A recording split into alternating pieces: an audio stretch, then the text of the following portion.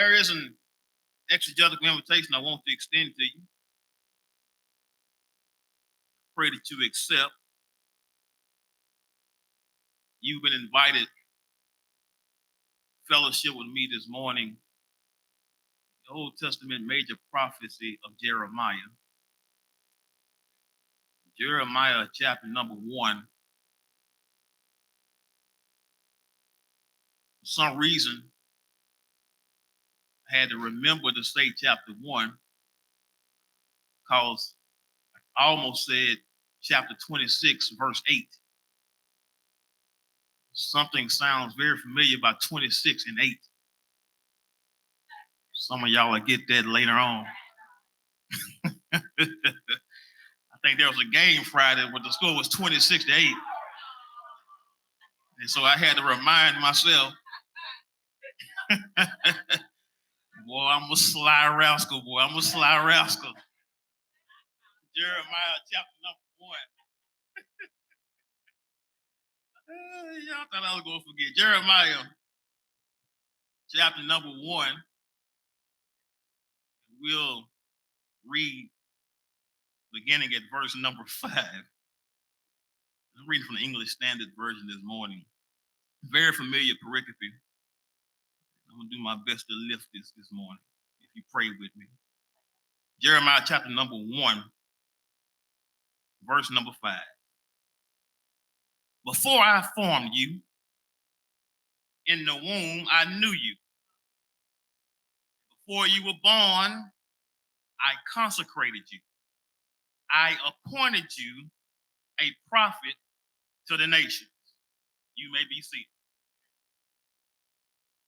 Thank God for his word and for the perpetual nature that lies there within. Before I formed you in the womb, I knew you. Before you were born, I consecrated you. Appointed you, Jeremiah, to be a prophet to the nations. For just a few moments this morning, I want to talk from the subject, formed before the facts. Formed before the facts. 1990s, a man by the name of Reed Hastings rented a movie called Apollo 13, which is one of my favorite movies, from Blockbuster. Hastings, in the 1990s, after renting the movie from Blockbuster, returned the movie late to Blockbuster, and to his surprise, he was hit with a $40 late fee. How irritating that because he simply forgot to return the movie on time, that he ended up paying more in the late fee than he did to rent the movie. That was an irritation. However, strangely enough, due to Hastings' irritation, the irritation actually became an invitation. Because Hastings, from his frustration of having to pay a late fee because he submitted the movie back late, he developed an idea called subscription-based renting. Whereas opposed to having to get a physical movie, you simply go into a platform, subscribe to it, watch it how you want to, and there is no such thing as a late fee. This idea became what we now know as the multi-billion-dollar, $56 billion investment company called Netflix. Did y'all catch that? Netflix now, which is valued at approximately $50 billion and have over 300 million subscribers, it was initiated because a man let his irritation serve as an invitation. Can we sneak here in Jeremiah chapter 1 this morning? We see Jeremiah, this young prophet, in an irritating environment in Judah. And God, before the irritation even started, came to Jeremiah and told Jeremiah, I am ordaining and calling you to go speak to the children of Israel about the irritation.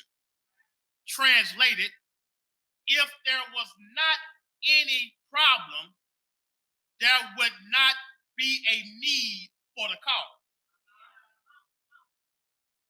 And children, we see so many irritations in society now. Don't you see it on the news?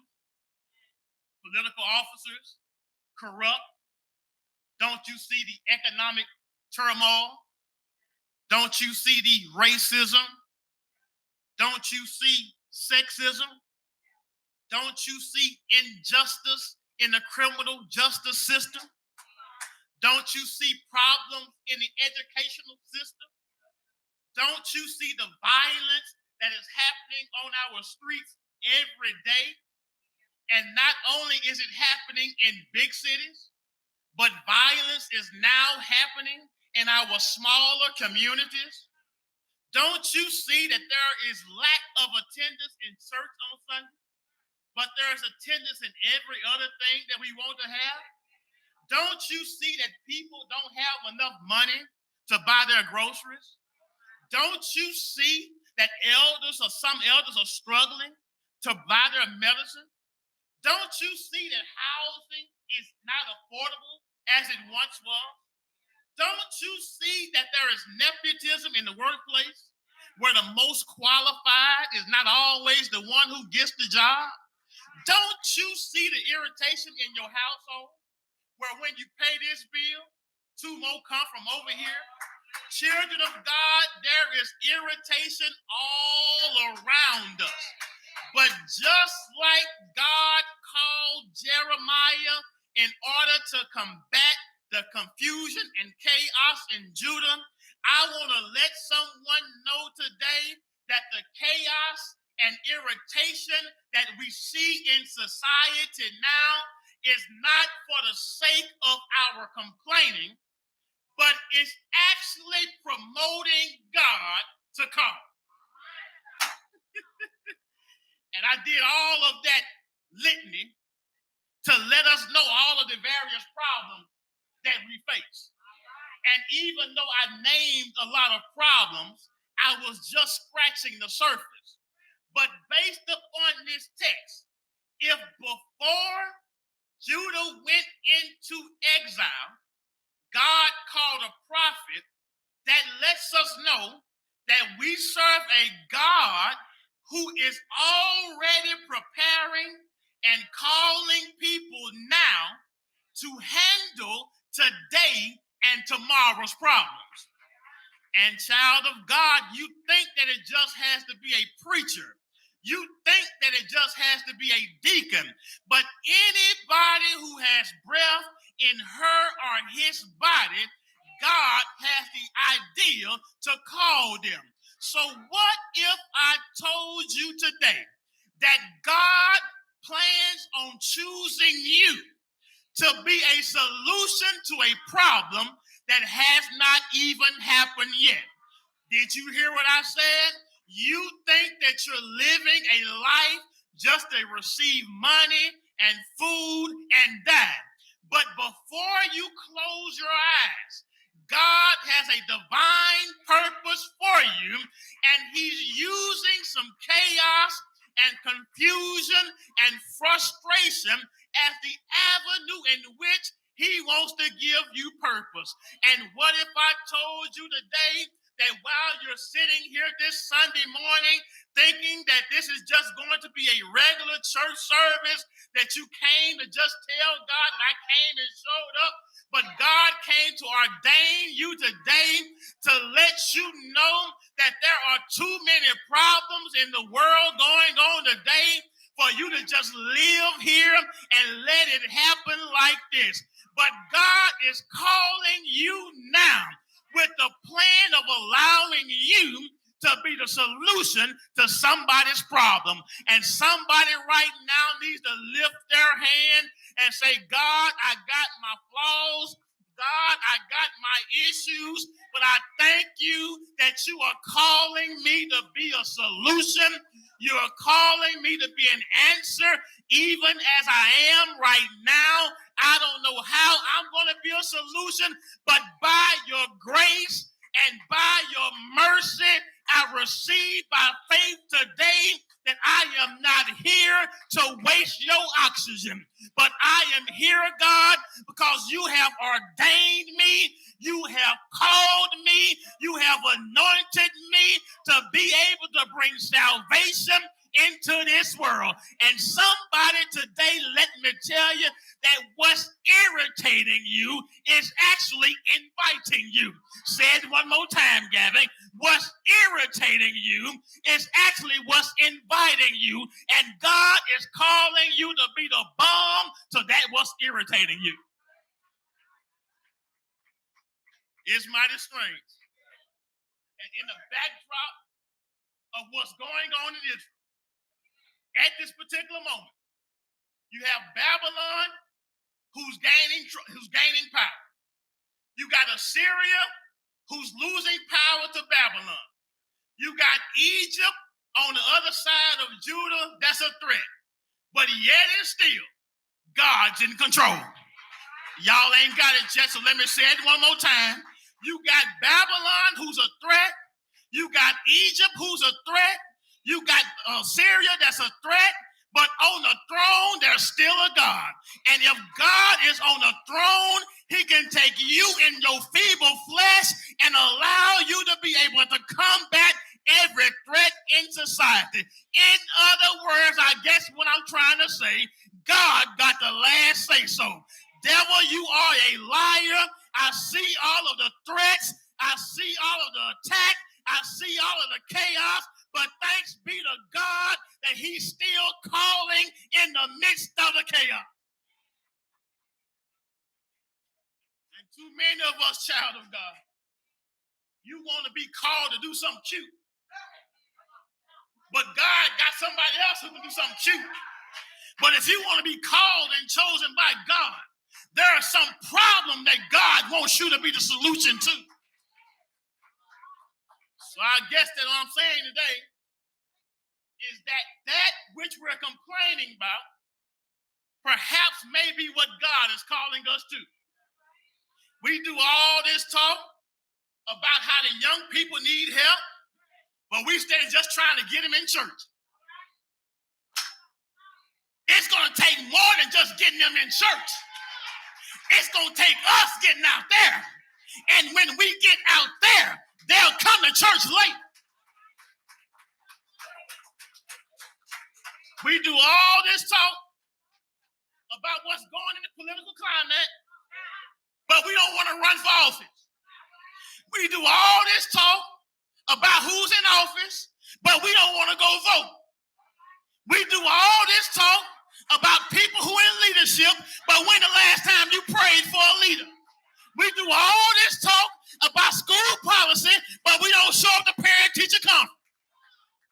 When are you going to answer the call to the chaos? Stand bold this morning, son. Here's what I came to preach. I got to get out of here. I'm getting hot because I got a suit on today. But here's what I'm simply trying to preach. God is calling and confirming us through the chaos in order for help us clean the chaos. That's a cute thesis and y'all ain't saying nothing. I said that God is calling and confirming us through the chaos to use us to be a cure to the chaos. Translated, it may be bothering us, but God can use us to help us. I've done the best I can to get you to where I'm trying to get. Let me unpack a few hermeneutical highlights. Now I'm going to get on 167, and I'm feeling north today. This text teaches us that we serve a God, here it is, Tony, of preparatory screening. Preparatory screening. We shout with this verse in isolation, and it just makes us feel good. I'm called, and he anointed you in the belly of the womb. Child number 4 gets to that. This what shouts me. It's this preposition before. that word before shouts me because it tells of the omniscience and the providence of God.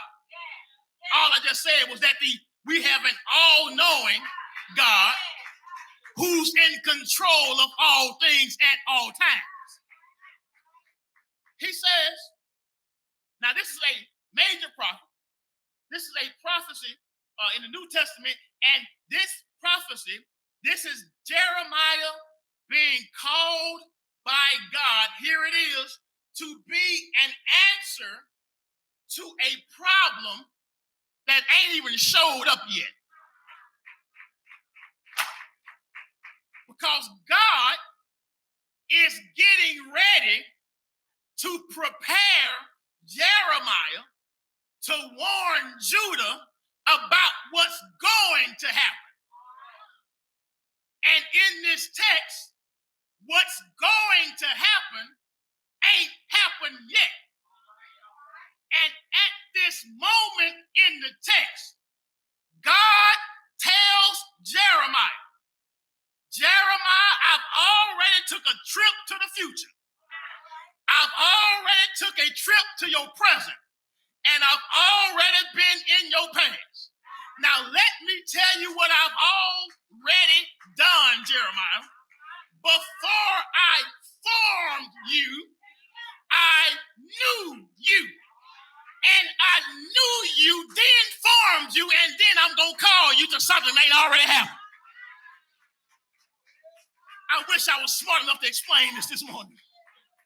The problem ain't came yet. But God knows what's going to happen. And already in the past, God's already fixed the future's problem. Here it is. This word in the text, I can't preach all this. It's going to be in one of our Wednesday lessons here in a few weeks. I might unpack some more of this. Y'all pray with me. Before I formed you, I knew you.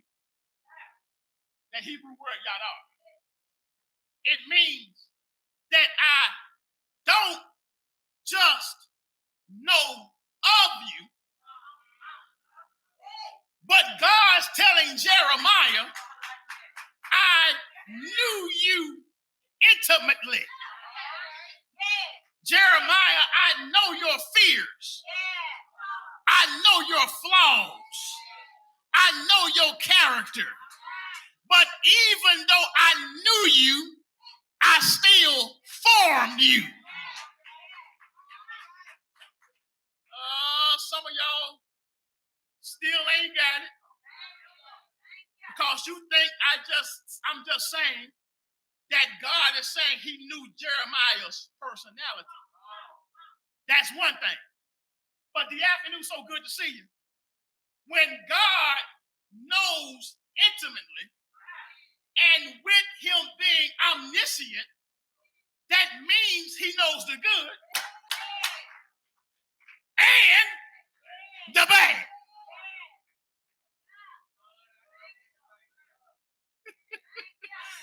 That's scary and it shocks me at the same time. Because an all-powerful God is not only all-powerful, he's all-knowing. And he could use some of his power to defeat us in the truth that he knows about us. Can I bless you? God tells Jeremiah, please hear me, sweet children, that Jeremiah, I'm here, but you don't know this. But I don't just know you, I knew you.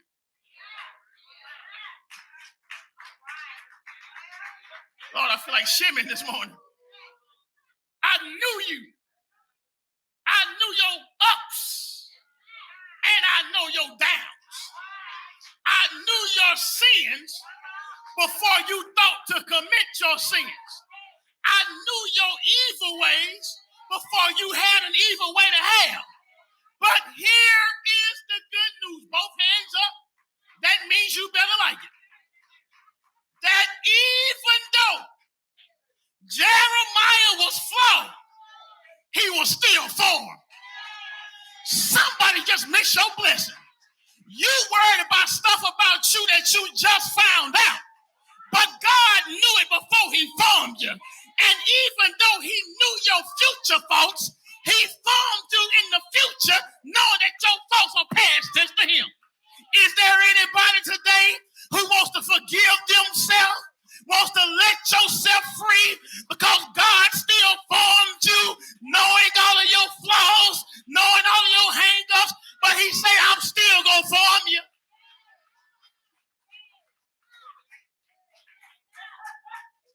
And if God knows your foolishness and still forms you, I'm going to fight for him. Because God, it was you who forgave me. I ain't worried about what nobody else think about me because they couldn't form me. I don't care about what nobody know about me. They didn't form me. But the God who created me knows all about me and formed me anyway.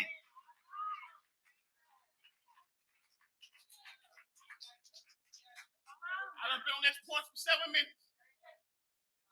You put the foot on the gas. I'm out of Datsun now. I can speed up.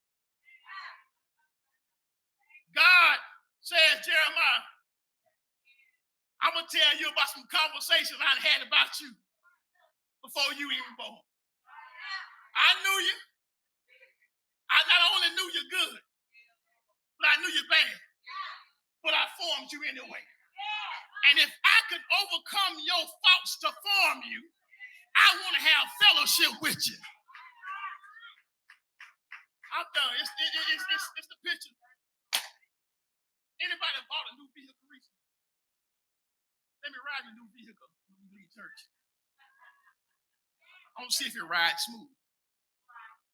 But when you bought the vehicle, if you got it from a legitimate place, they offered you what's called a warranty. Stay calm here. They offer you a warranty as a guarantee with the expectation that what they have formed is subject to fault. I don't care if you bought a 2025. Once you drive it off the lot, the value of it, am I right, depreciates. And as we travel up and down, as we got to say, these dangerous highways, anything is subject to happen to your brand new car. But with a warranty, the one who produces it says that I'm still going to send the vehicle out. And if, when the vehicle fails, just bring it back to me. I'm not going to hold it back and wait on it to guarantee not to fall before I send it. But I'm going to send it off the lot. And when I send it off the lot, if you got a problem with it, I've already got it covered.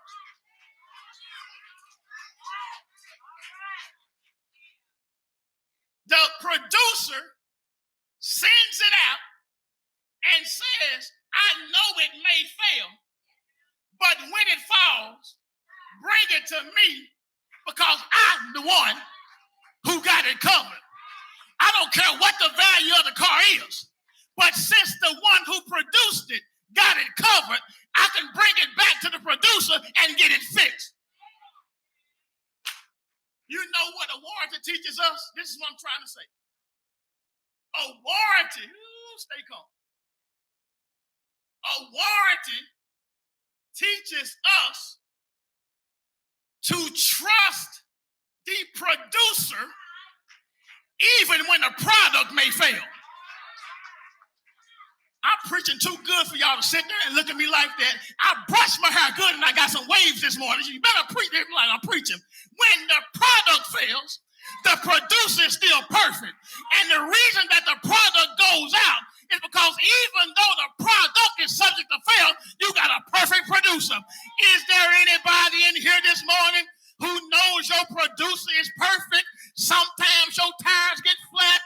Sometimes your oil needs changing. Sometimes you need a new battery. Sometimes you need a new jumper. Sometimes you need a new carburetor. Sometimes you need a new alternator. But every now and then when that fails, just take it back to the producer and he already got it covered.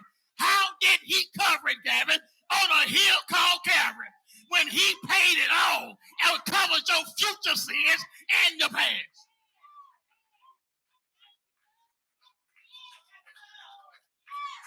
I'm thankful for the gospel of a warranty. He said, I know it's messed up, but I got to use it. I formed it for it to be used. But when it mess up, bring it back to me, and I already got it covered. Can I move on a little longer? I'm about done. This text lastly teaches us that we have been proactively shielded. My aim in this message is for somebody to get started doing something. It says, not only did God form something that he knew was flawed, he formed it because he already had the fix for it.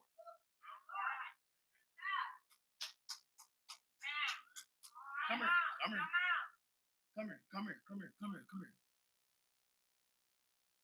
Before I formed you, I knew you.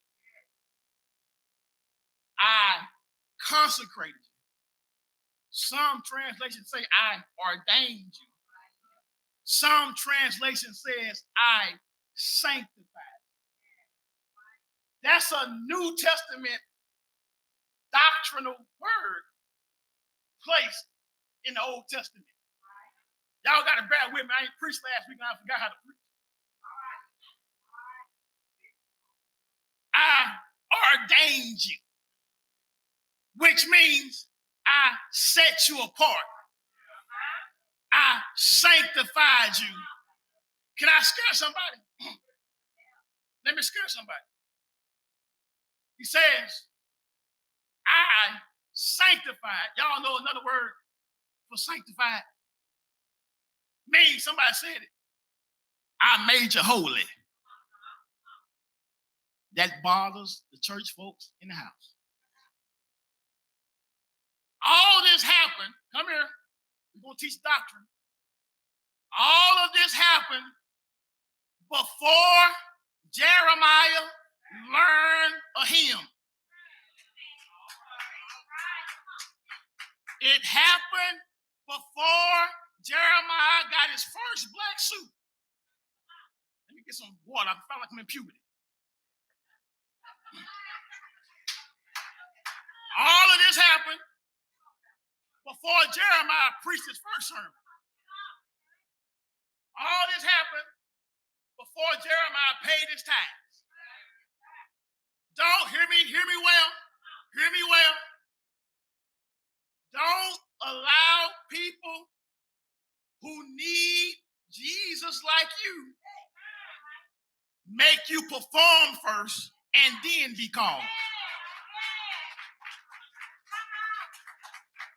But God called you in the womb, before the womb.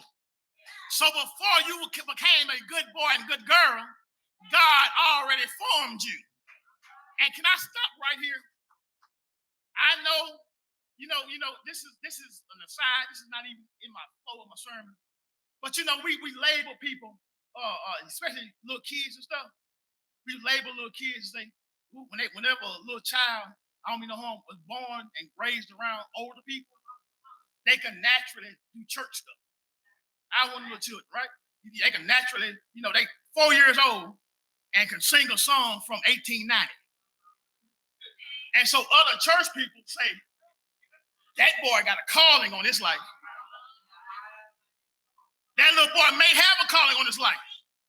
But I want to let you know that just because that little boy know churchism does not make him more called than a boy who's in the drug house right now. I believe by faith that God got some drug dealer children right now.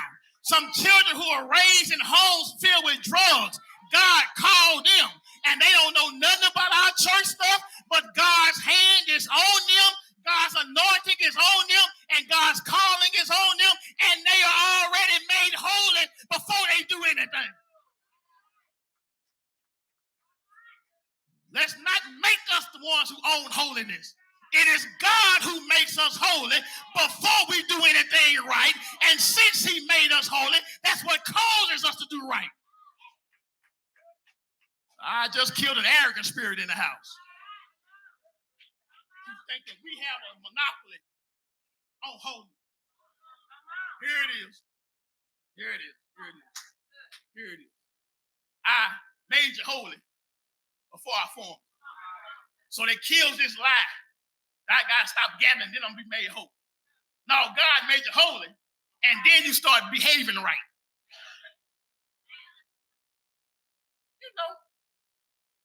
I used to think, I'm getting long. I used to think that God ignores red flags.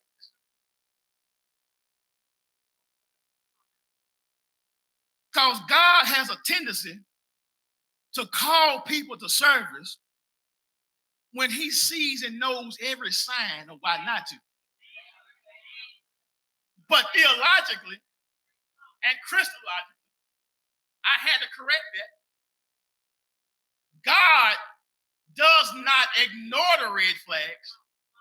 He sees the red flags, and he done already fixed it. I thought y'all was going to like that. Because all of us got some red flags, and you still focus on your red flags, and God says, I've already fixed it. Just give your life to me. Fixed red flags already. And I appointed you. That word appointed, and its Hebrew etymology literally means that I've placed you. I've set you somewhere. I did my best homework on this. I tried. Jeremiah is being called now. God's saying, I've already placed you. God, how you place somebody somewhere and they ain't even accepted it?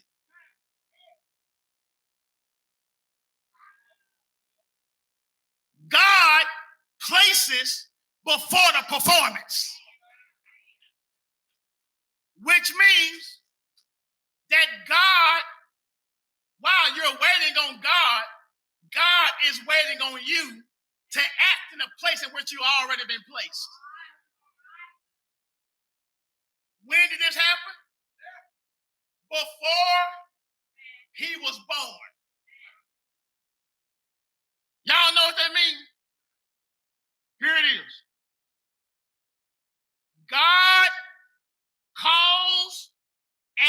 uses undeveloped people.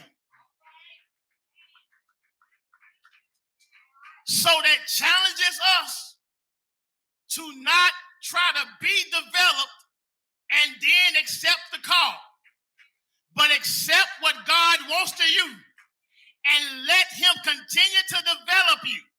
And while you are going in your purpose, while you are going in your calling, God just keeps on forming you. He keeps on making you. You still messing up, but he still got his hands on you, and you don't mess up as much as you used to, but you're still walking in what you've been placed in. He knows that you're going to go into some storms when you've been called, but he says go anyway. Y'all know this picture? I check the weather everywhere I go. I was on a flight one time.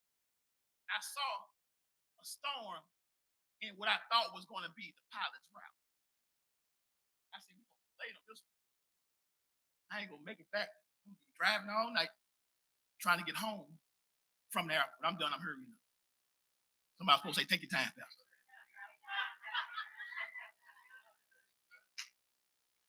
I saw the weather. I saw the storm, which means I thought that the pilot wasn't going to fly because he saw the storm in the way. Next thing I know, they calling me to board the plane. I got a little bit scared, started praying. Next thing I know, we're in the air. I'm expecting turbulence.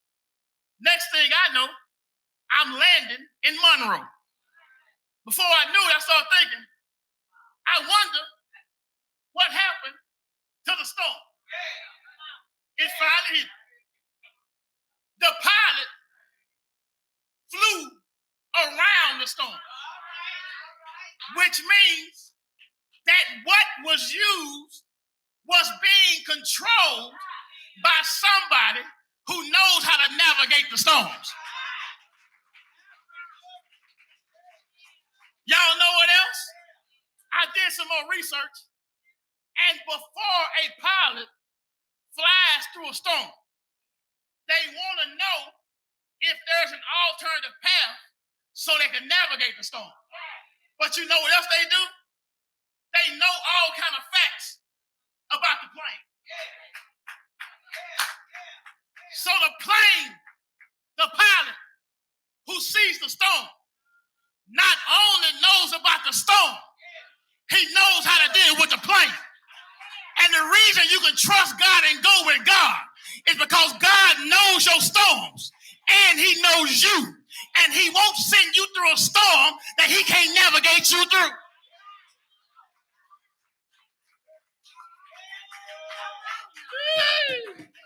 I wanted that to be my clothes. That's supposed to be my clothes. When I'm about to hoop this thing out in Gavin's own way, I want y'all to make believe that I'm hooping right now. Just make believe, all right?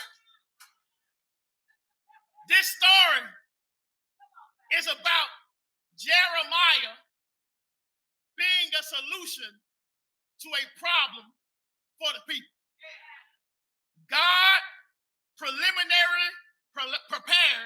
Jeremiah to be a solution for a problem. I messed around and looked up what the name Jeremiah means. What did I do that for? Because when I found out what Jeremiah means, put your hand in your pockets. Jeremiah means Yahweh throws. Stay with me. There are two. This is about to shout me by myself. There are two interpretations about what Yahweh throws means. When you look at it in its Hebrew etymology, it means cast down. And even though it means cast down, it's also interpreted as thrown up. So God sent Yahweh throws to be the solution to the problem. And the same man that was thrown down is also the same man that God threw up. One Friday, God threw Jesus down.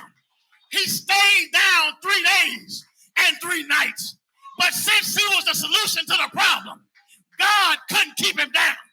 That third day, Sunday morning, that same God threw him back up again. And the same God is throwing you up right now. You may go down one way, but Yahweh will get you back up again. Is there anybody in the house that Yahweh has got up before?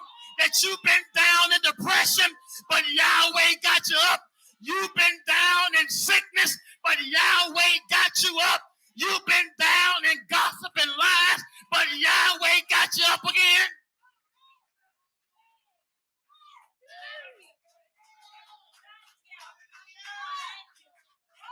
I don't know what you're going through. I don't know what you're going through. But I know that Yahweh throws. If you're down right now, just put your hand in Yahweh's hand, and he'll throw you back up again. That's why you can shout when you're down, because sooner or later, Yahweh gonna pick you right back up again. We offer Jesus.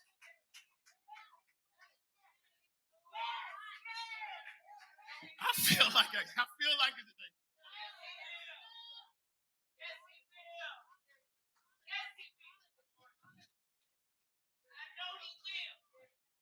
Who knows for themselves?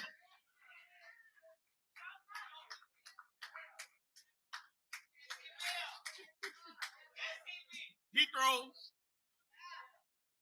Jeremiah went down in pits.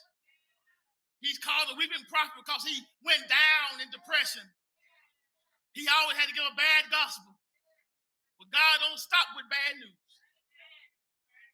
He's going to throw you back up too.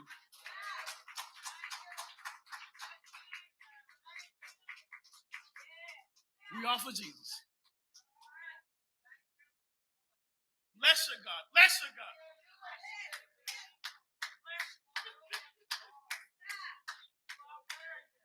He wants to throw somebody up this morning. Did you hear what I said? What if it's you he wants to throw up this morning?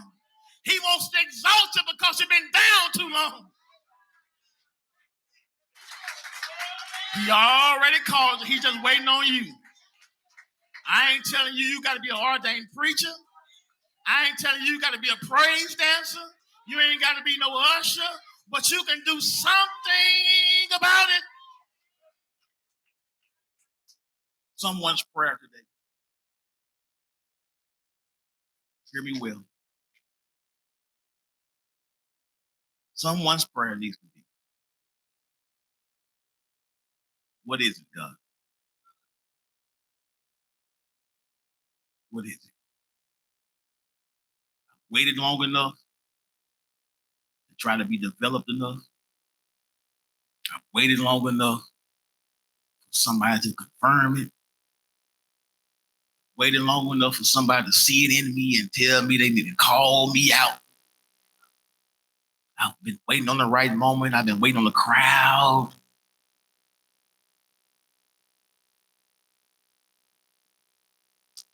God is calling some of us to do something in the confines of your house that will bless the entire community, perhaps state, perhaps nation, perhaps this world. Jeremiah thought he was too young. We often use this text for youth days. We try to trick young people into acting right. Get off doing drugs because Lord calling you. But that was just Jeremiah's problem. Some of us think we too old. We think we too woman. Think we too black. Think you're too lazy. Think you're not smart enough. I don't have enough degrees. I don't even know there's 66 books in the Bible. I don't know how many books. I ain't been to church in a while. You can't be. Say yes. Watch how he fix all this for you.